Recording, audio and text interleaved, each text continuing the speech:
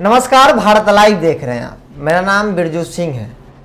सबसे पहले आपको बता दें कि अगर आप मांझी जी की पार्टी हम हिंदुस्तानी अवाम मोर्चा के कार्यकर्ता हैं, नेता हैं और इस उम्मीद में बैठे हैं कि आगामी जो 2020 चुनाव होने वाला है, पार्टी उनको टिकट देगी और उस टिकट पे चुनावी मैदान में उतरेंगे, तो उनके लिए अगर आप हैं तो एक बड़ा झटका मेरी बातों से लग सकता है। बहरहाल उसको वहीं पे छोड़ दीजिए, हम थोड़ा सा पीछे बढ़ते हैं। देखिए, जीतन मांझी को मुख्यमंत्री बनाने वाले कौन? नीतीश कुमार। उनको विश्वास उस वक्त था कि जीतन मांझी को बनाएंगे तो हमारे कंट्रोल में रहेंगे, लेकिन हुआ यूं कि जैसे ही जीतन मांझी को नीतीश कुमार मुख्यमंत्री बनाते हैं, वो कहीं ना कहीं उनके हाथ से निकल जाते हैं और अपने मन की करने लगते हैं। और इसका परिणाम हुआ कि नीतीश कुमार उनको मजबूर कर दिए और उनको अंततः मुख्यमंत्री पद से हटाया गया, हट गए, जो भी बातें हुई। उसके बाद सबसे ताकतवर नेता अमित शाह के वो शरण में गए। उनको लगा कि हो सकता है कि वहाँ कुर्सी मेरी बच जाए, या कुछ उम्मीद से गए, लेकिन ऐसा कुछ हुआ नहीं। और 2015 के चुनाव में वो एनडीए के खेमे से हिंदुस्तानी अवाम मोर्चा जो है, चूँकि मुख्यमंत्री पद से थे, उसके बाद पार्टी बनाए और 2015 के चुनाव में उनको जो एनडीए टिकट दी, उसमें मात्र वो अपनी सीट बचाने में कामयाब रहे। लेकिन उसकी अगर बात की जाए तो 17 में वो एनडीए से हटके और महागठबंधन में चल जाते हैं, और 15 के चुनाव में नीतीश कुमार भी महागठबंधन में होते हैं। उस वक्त की बात की जाए तो फिर 19 में अगर बात की जाए 19 की, तो 19 में भी इनको महागठबंधन से 3 सीटें मिलती है। 3 सीटों में से आता है शून्य। बहरहाल देखिए, विधानसभा चुनाव 2020 को लेकर लगातार जीतन राम मांझी जो है पिछले कई महीनों से कोऑर्डिनेशन कमेटी की मांग कर रहे थे महागठबंधन के अंदर, ताकि कोऑर्डिनेशन कमेटी बने और महागठबंधन के अंदर अन्य पहलुओं पर जो भी बातें हो कोऑर्डिनेशन कमेटी करे, चाहे सीट शेयरिंग हो, किसी फेस के लेकर हो, सीएम फेस के लेकर, तमाम बिंदुओं पर बातचीत करे। लेकिन सीधे तौर पे उनको इग्नोर किया जा रहा था और अंततः कोऑर्डिनेशन कमेटी नहीं बनी। हालांकि आरजेडी के लोग तो कह रहे थे कि कोऑर्डिनेशन है तभी तो महागठबंधन की बातें हो रही हैं, और जीतन राम मांझी को ऐसा लग रहा है, तो खैर उनकी बात, अपने मन की बात जिस तरह से रखें। कोऑर्डिनेशन कमेटी नहीं बना। अंततः जीतन राम मांझी जो 20 तारीख को, पिछले 20 अगस्त को उन्होंने फैसला लिया कि हम महागठबंधन से अलग हो गए। बाकायदा प्रेस कॉन्फ्रेंस करके बहुत सारे आरोप भी लालू परिवार और लालू प्रसाद पे लगाए। लेकिन अब जो खबर आ रही थी वो बातें जो हमने आपको शुरू में बताई कि हो सकता है कि आप अगर मांझी जी की पार्टी से जुड़े हों, उम्मीद में बैठे हों कि पार्टी टिकट देगी, चुनाव लड़ेंगे, तो अब उस बात पे आते हैं कि अब जो खबरें आ रही थी कि या तो मांझी जी महागठबंधन छोड़े हैं तो एनडीए के साथ जाएंगे, या तो अपनी पार्टी का विलय करेंगे।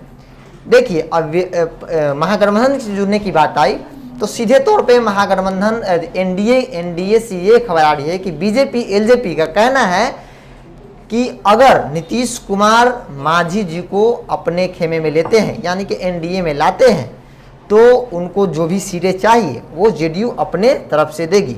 देखिए, एनडीए में भी पहले से ही सीट शेयरिंग को लेकर आपसी मतभेद शुरू हो चुका है, और इस बीच जीतन राम मांझी का आना, चूँकि आएंगे तो ऐसे नहीं आएंगे, उनके भी सीटें चाहिए, लेकिन अब सीट मिलेगा कहाँ से? तो सीधे तौर पे एलजेपी बीजेपी का कहना है कि अगर सीट देना है तो नीतीश कुमार अपने खेमे से सीट देंगे, उनके हिस्से में जो सीट मिलेगी वो सीट जो है देंगे। अब इस पर भी बात हो गया। देखिए, नीतीश कुमार अगर बीजेपी से कम सीटों पर लड़ते हैं तो कहीं ना कहीं चुनाव के बाद खतरा है। अगर कम सीटें आती है तो मुख्यमंत्री कुर्सी पर खतरा मंडराने लगेगा। उन सभी चीज़ों को देखते हुए नीतीश कुमार भी कोई छोटे मोटे खिलाड़ी है नहीं, बहुत माझे हुए खिलाड़ी हैं। अपनी बातों को, अपना हर एक स्टेप बहुत सोच समझ के रखते हैं। आज तक उन्होंने देखा कि किस तरीके से राजनीति की हमेशा सत्ता में ही रहते हैं, देख लिया जाए तो। अब जो बातें आ रही है कि अब मांझी जी के पास कोई विकल्प नहीं है, उनको समय भी दिया गया है। उन्होंने 30 अगस्त तक का समय लिया है कि 30 अगस्त तक, मतलब कि 30 अगस्त को ही वो प्रेस कॉन्फ्रेंस करके सारी बातें सामने रखेंगे कि वो किधर जा रहे हैं किधर नहीं। देखिए, विलय वाली बात की बात करें तो सीधी तौर पे जो जेडीयू नीतीश कुमार और मांझी जी की इंटरनल बातें चल रही है, उसमें यही है कि अगर कि महागठबंधन छोड़े हैं, एनडीए में आना है, तो यहाँ सीट को लेकर पहले ही विवाद चल रहा है, या तो आप विलय कीजिए।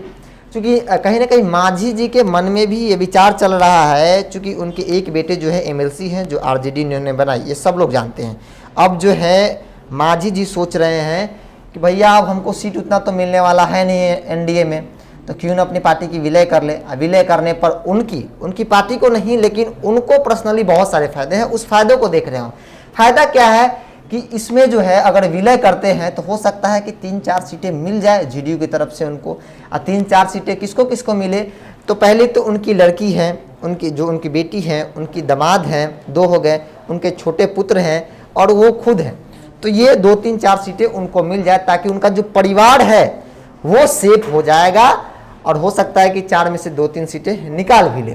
तो ये बातें सोच रहे हैं। और बात है कि जो पार्टी के कार्यकर्ता नेता लगातार लंबे समय से लगे हुए इस उम्मीद में कि पार्टी उनको टिकट देगी, तो कहीं ना कहीं उनके लिए जो दलितों के मसीहा कहे जाते हैं, दलितों के नाम पे राजनीतिक करते हैं, और वो कहीं ना कहीं परिवार के नाम पे राजनीतिक आ गई है। अगर विलय करते हैं तो उनको ज़्यादा सीटें मिलेगी नहीं। हो सकता है जेडीयू कृपा करके 2-3 सीटें दे दे, या एक आध एमएलसी बना दे, तो उनके परिवार जो है पूरी तरह से सेफ हो जाएगा। लेकिन अब उनका क्या होगा, अब तेरा का होगा कालिया। अब उनके पार्टी के जो कार्यकर्ता हैं, नेता हैं, जो उम्मीद में बैठे हैं कि अब हमें पार्टी हरी झंडी दिखाएगी और हम पूरी तरह से चुनावी प्रचार में उतर जाएंगे कि हम भी भाई हिंदुस्तानी अवाम मोर्चा के कैंडिडेट हैं। लेकिन ऐसा होने वाला नहीं है, हम गारंटी नहीं दे रहे हैं।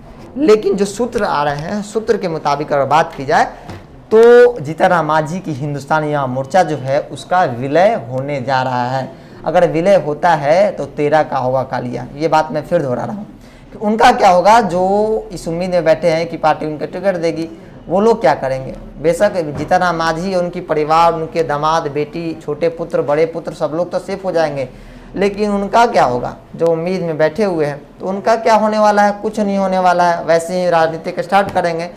लेकिन सवाल है कि जो उनके जो जिलाध्यक्ष हैं, उनसे जुड़े हुए बहुत सारे करीबी हैं, वो कहीं ना कहीं, अब ये भी बात सवाल ये भी है कि इतने मेहनत से जो पार्टी को इतना आगे लेकर आए हैं और एक ही चंद मिनट में उनकी पार्टी का विखंडन हो जाता है, पार्टी टूट जाता है, विलय हो जाता है। तो खैर ये सारी विलय होते रहेंगे, लेकिन परिवार है तो परिवार को भी देखना उनके लिए प्रथम कर्तव्य है। देखिए बिहार की राजनीतिक में ऐसा कोई नई बात नहीं है जो परिवारवाद एक शब्द दिया गया है। कहा जाता है कि गांधी परिवारवाद है, लगातार उन्हीं के पार्टी के अध्यक्ष होते हैं, प्रधानमंत्री होते हैं, जब भी शीर्ष नेतृत्व करता है उन्हीं के पार्टी के होते हैं। तो ये उन्हीं पे लागू नहीं होता, तमाम राजनीतिक दल हैं सब पे लागू होता है। किसी भी, मैं किसी का नाम नहीं लूँगा, मैंने एग्जाम्पल दिया गांधी परिवार का, उसके लिए माफ़ी चाहूँगा, लेकिन ये बातें सभी पे लागू होती है, सभी को देख लीजिए, ये कहने की ज़रूरत नहीं है। अगर आपको लगता है कि हम गलत हैं तो अपना सुझाव कमेंट बॉक्स में ज़रूर दीजिएगा। तो फिलहाल हम आपको इसी सवाल के साथ छोड़ जाते हैं कि क्या अगर जीतन राम मांझी अपनी पार्टी का विलय करते हैं तो 13 क्या होगा कालिया। इसी के साथ मैं अपनी वाणी को विराम देता हूं। नमस्कार। बढ़ाएं अपना कदम सक्सेस की ओर शिखर करियर इंस्टीट्यूट के साथ। शिखर करियर इंस्टीट्यूट पूर्वी भारत में एकमात्र कोचिंग संस्थान जो एक्सक्लूसिवली है मेडिकल एंट्रेंस एग्जाम के लिए।